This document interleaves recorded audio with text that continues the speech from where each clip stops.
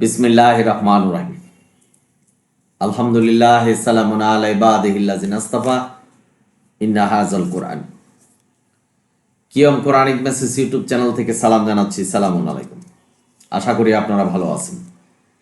আজকের ভিডিও থেকে স্বাগত জানাচ্ছি, শুভেচ্ছা জানাচ্ছি।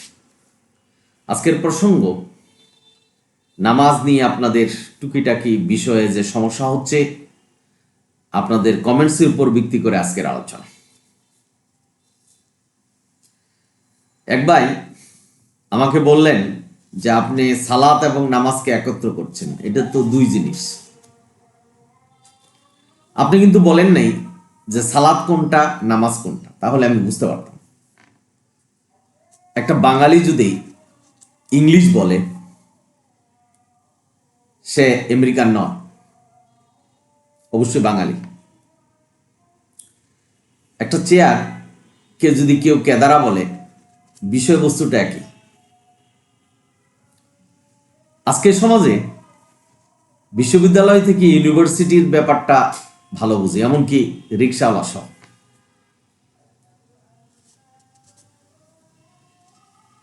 কেউ যদি বলবেন যে আমাকে বিশ্ববিদ্যালয়ে নিয়ে যাও, বিশ্ববিদ্যালয়ের পাশ কেটে চলে যাবে। আপনি যদি বলেন এটাই তো বিশ্ববিদ্যালয়, বলবে আগে বলবেন না স্যার এটা তো ইউনিভার্সিটি, এরকম হবে। সুতরাং নামাজ সালাত একই বিষয়, দুটা বিষয় নয়। তাহলে নামাজ আর সালাত যদি ভিন্ন হয়, আপনি কি বলতে পারবেন যে কোনটা নামাজ আর কোনটা সালাত? আশা করি বুঝতে পেরেছেন। আরেক ভাই প্রশ্ন করলো, জানা সানা পড়া যাবে আর সানা কোরআনের কোন আয়াতে আছে? না ভাই, এটা কোরআনের আয়াত নয়। সানা, দুরুদ, তাশাহুদ, দোয়ায়ে মাসুরা এগুলি কোরআনের ভাষা নয়। সূরা মুজাম্মিল 20 নম্বর আয়াতে বলছে নামাজে দাঁড়িয়ে কোরআন থেকে পাঠ করতে হবে। এই যে সামি আল্লাহু লিমান হামিদা বলেন, এটাও কোরআনের ভাষা নয়। আমাদের সমস্যাটা হলো আমরা অনেকেই জানি না কোনটা কোরআনের ভাষা আর কোনটা মানব রচিত ভাষা। সুতরাং নামাজরত অবস্থায় নামাজ যখন পড়বেন তখন কোরআন থেকে পাঠ করতে হবে, যা আপনার সহজ মনে হয়। আশা করি বুঝতে পেরেছেন যে সানা পড়লে নামাজ হবে না, এটা কোরআনের ভাষা নয়। সামি আল্লাহ লিমান হামিদা বললে হবে না, দুরুদ তাশাহুদ কোনোটা পড়লে হবে না।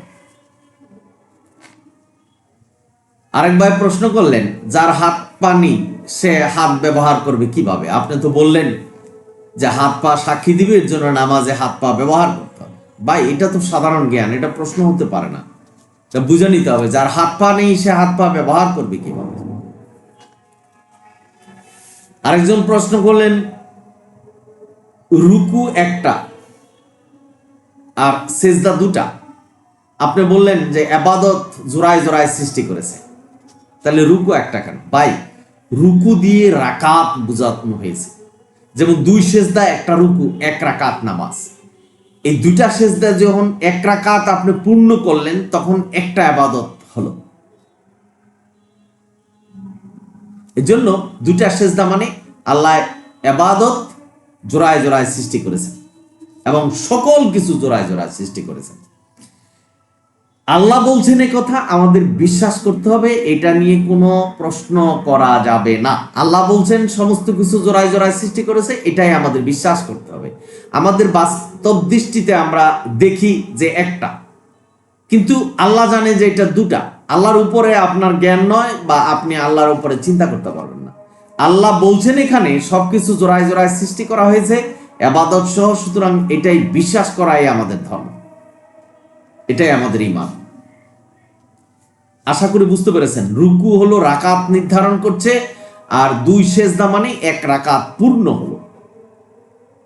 পূর্ণ হওয়া মানে একটা ইবাদত আপনি করলেন। আশা করি বুঝতে পেরেছেন। আরেক ভাই প্রশ্ন করলেন যে সূরা নেসার 102 নম্বর আয়াত, আপনি বললেন যে এখানে প্রতি ওয়াক্তে 2 রাকাত নামাজের নির্দেশনা দিয়েছে, এটা তো যুদ্ধের নামাজ। এই বিষয়টা একটু জটিল, অনেকেই বুঝতে পারছেন। সালামুন আলা মুহাম্মদ নামাজ পড়িয়েছেন, এখানে আল্লাহ বলছেন যে নামাজ তুমি যখন নামাজ পড়াবা যুদ্ধ ক্ষেত্রে, তখন একদল সৈনিক দাঁড়ায় থাকবে, আরেক দল নামাজ পড়বে তোমার পিছনে। এই দলের এক রাকাত শেষ হলে আরেক দল আসবে নামাজ পড়তে, ওই দল দাঁড়িয়ে থাকবে। অর্থাৎ সালামুন আলা মোহাম্মদকে একদল পাহারা দিয়েছে। সুতরাং সালামুন আলা মোহাম্মদ ওখানে বিপদের নামাজ পড়েনি।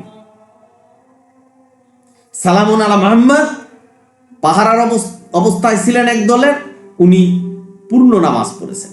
ও আকিমুস সালাত, সালামুন আলা বলছেন যে নামাজ শেষ হয়ে গেল, আমি এই মুহূর্তে ফা আকিমুস সালাত, এই মুহূর্তে যে নামাজটা আমি পড়লাম, তোমাদের বিপদ কেটে গেলে এই নামাজই পড়বা। এখানে কোন ওয়াক্তের নামাজ পড়েছে এটা বোঝানো হয় নাই, তার মানে প্রতি ওয়াক্তেই 2 রাকাত নামাজ।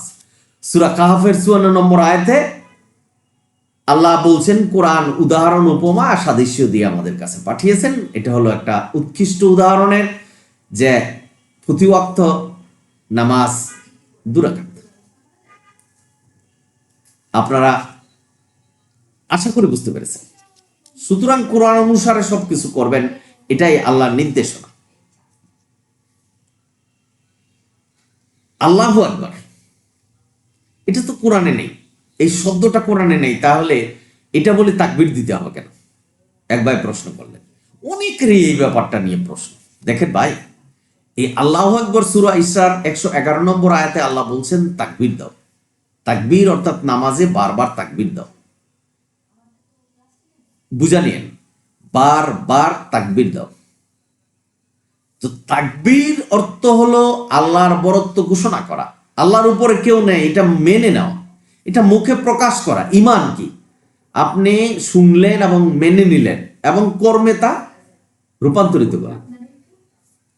সুতরাং আপনি এখানে আল্লাহ বলছেন যে আল্লাহর বরত্ব ঘোষণা করো। আল্লাহু আকবরের চেয়ে যদি আপনি কোনো সুন্দর ভাষা পান আল্লাহর বরত্ব ঘোষণা করার জন্য, আপনি সেটাও বলতে পারবেন। কারণ আল্লাহ এখানে বলে দেয় নাই যে আল্লাহু আকবর বলে তুমি আল্লাহর বরত্ব ঘোষণা করো। সুতরাং এখানে যদি কোরআনে নাও থাকে, আপনি আল্লাহর নির্দেশনা অনুসারে আল্লাহু আকবর বলতে পারবেন। আশা করি বুঝতে পেরেছেন। আল্লাহ এখানে নির্দেশনা দিয়েছে। যেমন আল্লাহ কোরআনে শুকর খাওয়া নিষেধ করেছেন, কিন্তু প্রয়োজনে শুকর খেতে বলছেন। ওই প্রয়োজন যখন আপনার হবে, তখন যদি আপনি শুকর না খান, তাহলে আল্লাহর নির্দেশনা পালন করা হবে না। এই শুকর না খাওয়ার কারণে আপনার জাহান্নামে যেতে হবে, অর্থাৎ ওই মুহূর্তে। বুঝে নিয়েন কিন্তু ভাই, না বুঝলে কোরআন নিয়ে গবেষণা করার কথা কিন্তু আল্লাহ বলছেন যে কোরআন দুনিয়ার সকল মানুষের জন্য এসেছে। আল্লাহ বলছেন এটা কল্যাণ, এটা রহমত, এটা হলো শান্তি। সুতরাং এই কোরআনটাই রহমত, কোরআনই সবকিছু। কোরআন রহমত মানে আল্লাহ আর কোরআনের মধ্যে কোনো পার্থক্য নেই, এটা আল্লাহর কথা। সুতরাং আমাদের আল্লাহ বলছেন কোরআনটাই মানতে হবে, কোরআনই মানতে হবে, এর কোনো বিকল্প নেই। আল্লাহ বলছেন আমি আমার বিধান নির্দিষ্ট করে দিয়েছি, সুপ্রতিষ্ঠিত করে দিয়েছি। এই বিষয়টা নিয়ে কিন্তু আমি বহুবার বহুভাবে ভিডিও দিয়েছি, আপনাদের মনে এখনো আছে। তবু যদি না বুঝেন আমাকে প্রশ্ন করবেন। আরেক ভাই প্রশ্ন করলেন যে ভাই আপনি তো কোরআনের ভুল ব্যাখ্যা দিচ্ছেন, কোন জায়গায় ভুল ব্যাখ্যা দিছি এবং কোথায় ভুল হয়েছে সেটা যদি আমাকে ধরিয়ে না দেন,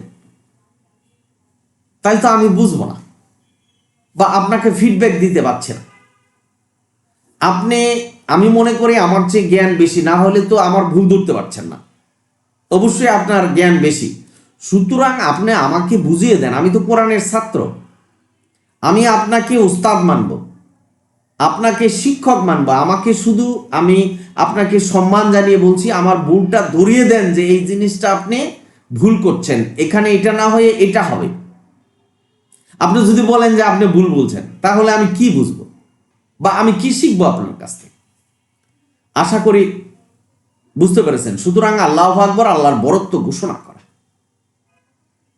এটা আল্লাহ এখানে নির্দেশনা দিয়েছে যে তুমি আল্লাহর বরত্ব ঘোষণা করো, তোমার প্রভুর বরত্ব ঘোষণা করো, তোমার মালিকের বরত্ব ঘোষণা করো সালাতের বারবার। যেমন আল্লাহু আকবার বলে আপনি দাঁড়ালেন, আল্লাহ আকবর বলে সেজদায় গেলেন, আল্লাহ আকবর বলে রুকুতে গেলেন, আল্লাহ আকবর বলে বললেন, এবং নামাজ শেষ করতে হবে এই আল্লাহ আকবর বলে দুবার বলে। আশা করি বুঝতে পেরেছেন, এটা নিয়ে আর জটিল হওয়ার কথা না।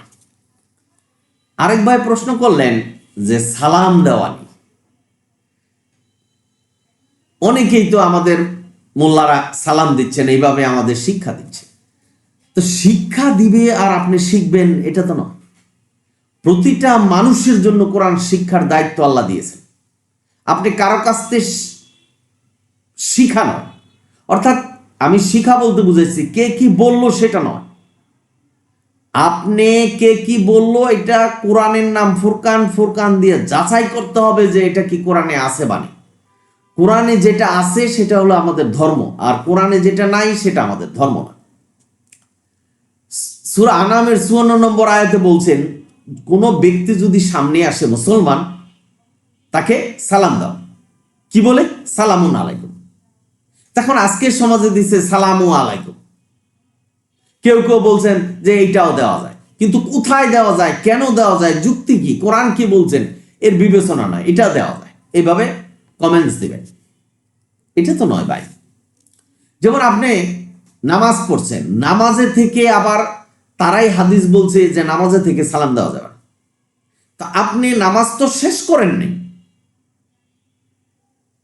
ডানে বামে সালাম ফিরাচ্ছেন, ডানে ফিরালেন, বামে ফিরানো পর্যন্ত তো আপনার নামাজ শেষ হচ্ছে না। তো ডানে যে সালামটা আপনি দিলেন, এটা কাকে দিলেন?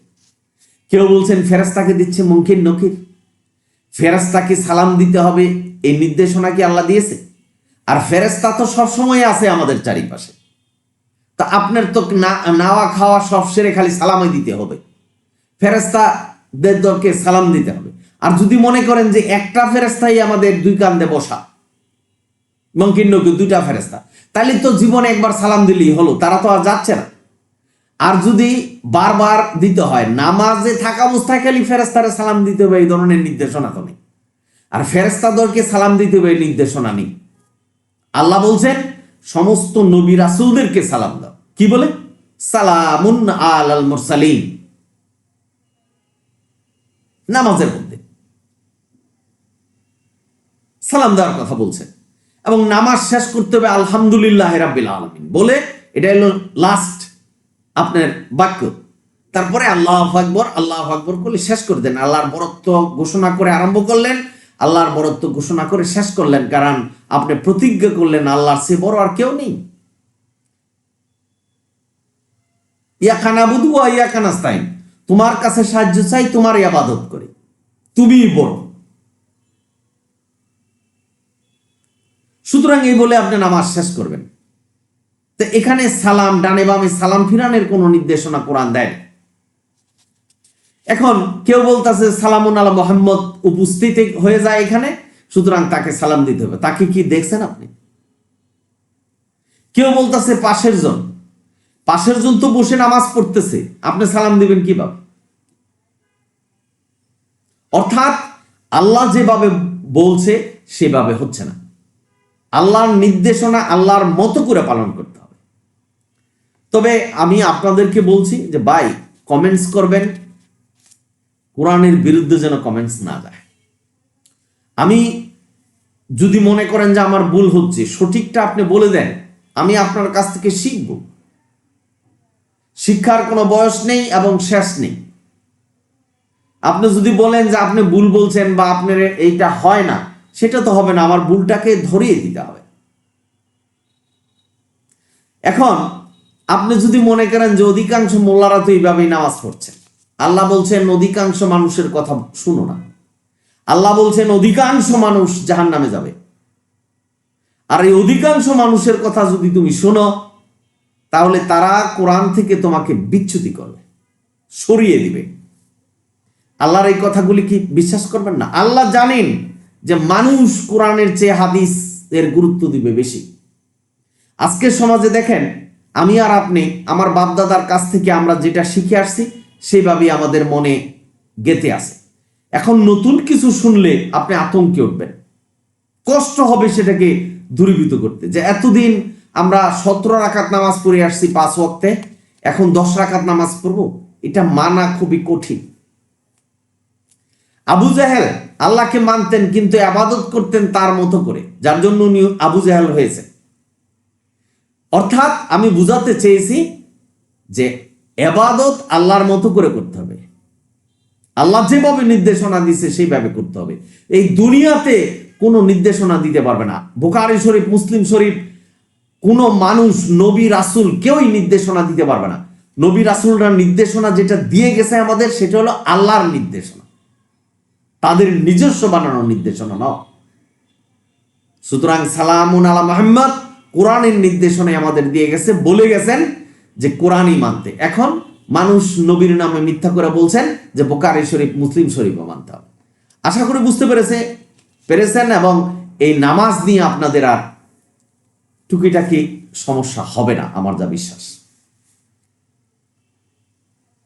আপনারা সকলেই ভালো থাকুন, সুন্দর থাকুন, কোরআনের পথে থাকুন।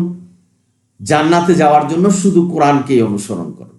আমার কথা নয়, এটা আল্লাহ বলেছেন সূরা আনামের 153, সূরা ইউসুফ 40 নম্বর আয়াত। অসংখ্য আয়াতে আল্লাহ একই কথা বলছেন। আর নবীও বিদায় হজে বলে গেছেন শুধু কোরআনকে আঁকড়ে ধরো। এই একটা জিনিসই তোমাদের জান্নাতে পৌঁছাবে।